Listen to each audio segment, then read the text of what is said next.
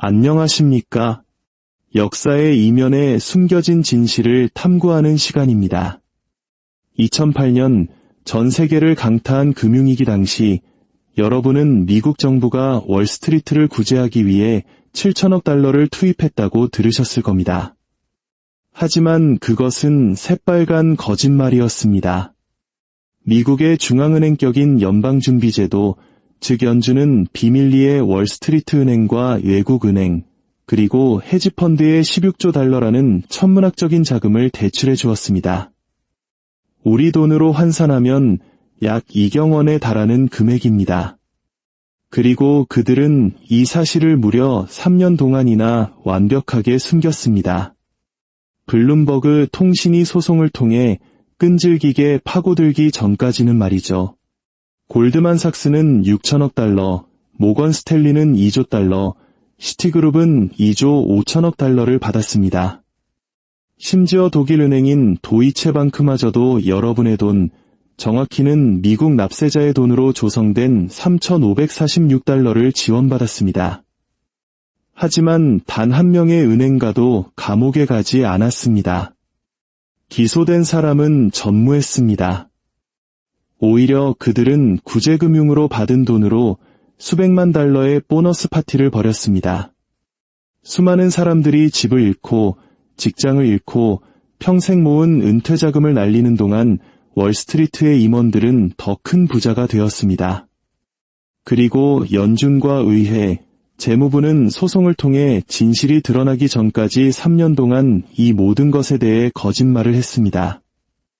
오늘 우리는 역사상 가장 거대한 금융범죄, 그들이 숨기려 했던 16조 달러 규모의 도난 사건과 이 끔찍한 일이 다시 반복될 수밖에 없는지에 대한 이야기를 나누고자 합니다.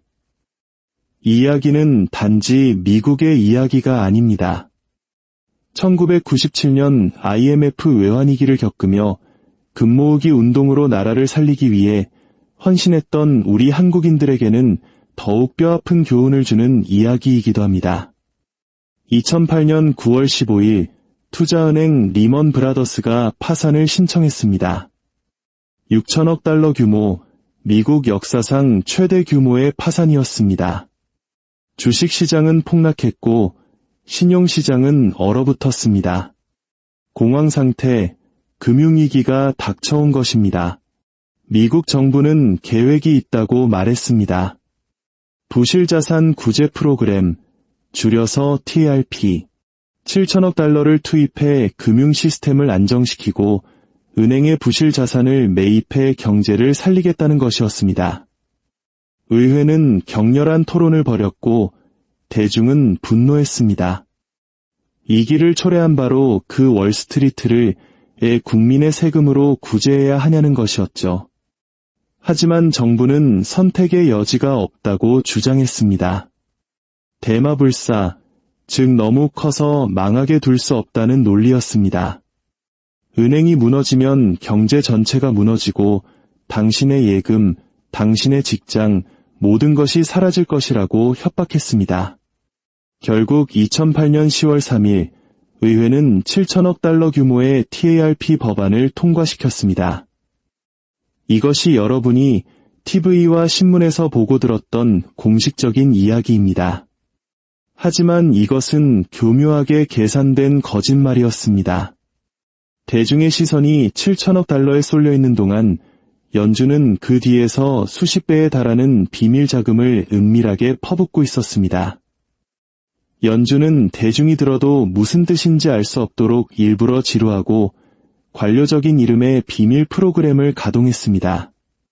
프라이머리 딜러 신용기구, 자산 유동화 기업어음 머니마켓 뮤추얼 펀드 유동성 기구 같은 이름들이었죠. 이 프로그램들을 통해 연준은 의회의 승인도, 대중의 토론도, 그 어떤 투명한 절차도 없이 비밀리에 수조 달러를 찍어내 월스트리트에 빌려주었습니다. 대중은 전혀 몰랐고 의회도 몰랐으며 심지어 돈을 빌리는 은행들조차 다른 누가 얼마나 빌리는지 알 수 없었습니다. 완벽한 비밀 작전은 블룸버그 뉴스가 정보공개법에 따라 소송을 제기하기 전까지 수년간 계속되었습니다. 2년간의 치열한 법정 다툼 끝에 2011년 마침내 진실이 드러났습니다. 연준이 빌려준 돈은 7천억 달러가 아니었습니다. 누적 대출액은 무려 16조 달러, 당신에게 말한 것보다 23배나 더 큰 규모였습니다. 위기가 절정에 달했을 때 연준이 시중에 풀어놓은 미상환 대출금 총액은 7조 7천억 달러에 달했습니다. 이는 당시 미국 전체 GDP의 절반이 넘는 금액입니다. 이것은 단순한 구제금융이 아니었습니다. 인류 역사상 가장 큰 부의 이전이었습니다. 그리고 그들은 이 사실을 3년 동안이나 당신에게서 숨겼습니다. 더욱 분노를 자아내는 것은 그 돈이 누구에게 갔는가 하는 점입니다. 시티그룹은 2조 5천억 달러, 모건 스탠리는 2조 달러를 받았습니다. 공식 구제금융액인 7천억 달러의 3배가 넘는 돈이 단 하나의 은행의 비밀리에 지원된 것입니다. 더 심각한 것은 외국 은행들도 이 돈잔치에 참여했다는 사실입니다. 영국의 바클레이스, 스위스의 UBS, 그리고 독일의 도이체방크 같은 은행들이 수천억 달러의 미국 납세자 돈을 지원받았습니다. 그들 자신의 중앙은행이 해결할 수 없었던 문제를 연준이 대신 해결해 준 것입니다. 미국 납세자들은 자신도 모르는 사이에 독일, 스위스, 영국의 부실은행을 구제하는 데 동원된 셈입니다. 대출 조건은 더욱 기가 막혔습니다. 연준은 거의 제로에 가까운 0.5%의 이자율로 돈을 빌려주었습니다. 은행들은 이 공짜 돈으로 3-4%의 수익률을 보장하는 미국 국채를 사들여 아무런 위험 없이 수십억 달러의 차익을 챙겼습니다. 이는 캐리 트레이드라 불리는 그들만의 안전한 돈벌이 수단이었습니다. 수많은 서민들이 6-7%의 높은 모기지 이자를 감당하지 못해 집에서 쫓겨나는 동안 이기의 주범인 은행들은 0.5%의 이자로 돈을 빌려 이익을 냈고 그 이익금은 주택 소유자나 중소기업을 돕는 데 쓰이지 않았습니다. 오직 월스트리트 경영진의 주머니, 그들의 보너스와 배당금으로 들어갔을 뿐입니다. 연준은 이 대출이 안전했다고 주장합니다. 부실 자산을 담보로 잡았기 때문에 은행이 파산해도 납세자에게 손해가 없다는 논리였습니다. 하지만 이 또한 거짓입니다. 그들이 담보로 잡은 것은 위기를 촉발시킨 바로 그 쓰레기 자산, 즉 부실 모기지 증권이었습니다. 시장에서 30센트의 가치밖에 없는 자산을 1달러로 평가해주며 돈을 빌려준 것입니다. 사실상 연준이 은행의 쓰레기 자산을 액면가 그대로 사준 것이나 다름없었습니다. 그렇다면 월스트리트가 수조 달러의 비밀 대출을 받는 동안 평범한 사람들은 무엇을 얻었을까요? 그들에게 돌아온 것은 압류 통지서뿐이었습니다. 2010년에만 380만 가구가 집을 잃었습니다. 은행의 사기성 대출에 속아 평생의 보금자리를 잃고 거리로 내몰렸습니다. 정부는 주택 소유자를 돕기 위한 프로그램을 만들었지만 대부분의 신청은 거절당했고 배정된 예산의 일부만이 집행되었습니다. 은행은 제로금리로 수조 달러를 비밀리에 지원받았지만 주택 소유자들은 아무것도 받지 못했습니다. 당신이 월스트리트가 일으킨 불경기로 직장을 잃고 대출금을 갚지 못하면 은행은 당신의 집을 빼앗습니다. 하지만 괜찮습니다. 그 은행은 이미 당신의 세금으로 비밀리에 구제받았으니까요. 이것이 2008년 구제금융의 진짜 모습입니다. 그렇다면 처벌은 어땠을까요? 사기를 저지르고 투자자들을 속이고 시장을 조작한 은행가들은 어떻게 되었을까요? 놀랍게도 단 한 명의 월스트리트 고위 임원도 금융위기와 관련하여 기소되지 않았습니다. 당시 법무장관은 거대 은행을 기소하면 금융 시스템이 불안정해질 수 있다는 상식적으로 납득하기 어려운 변명을 내놓았습니다. 대마불사는 기소 불가를 의미했습니다. 대신 그들은 벌금을 냈습니다. 하지만 수십억 달러의 벌금은 그들이 벌어들인 돈에 비하면 푼돈에 불과한 사업상 비용일 뿐이었습니다. 그리고 그 벌금조차 사기를 저지른 임원 개인이 아닌 주주들이 부담했습니다. 정작 범죄를 저지른 임원들은 수천만 달러의 보너스를 챙겼습니다. 2008년 금융위기가 절정에 달했을 때 월스트리트는 184억 달러, 우리 돈 약 25조 원의 보너스를 지급했습니다. 연준에서 비밀리에 수천억 달러를 빌려가면서 그 돈으로 직원들에게 보너스 잔치를 벌인 것입니다. 그들은 말 그대로 납세자의 돈을 훔쳐 자신들의 주머니를 채웠습니다. 이 모든 것이 가능했던 이유는 연준의 독특한 구조 때문입니다. 연준은 정부기관이 아닌 민간은행들이 소유한 준사립기관입니다. 그들은 의회의 승인 없이 비상상황이라는 명목하에 무제한으로 돈을 찍어내 빌려줄 수 있는 막강한 권한을 가지고 있습니다. 그리고 무엇이 비상상황인지는 연준 스스로 결정합니다. 2008년 연준은 비상사태를 선포하고 수조 달러를 빌려주면서 아무에게도 알리지 않았습니다.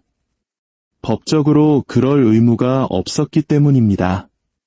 모든 것이 비밀리에 이루어졌고 블룸버그가 소송을 걸지 않았다면 영원히 묻혔을 것입니다.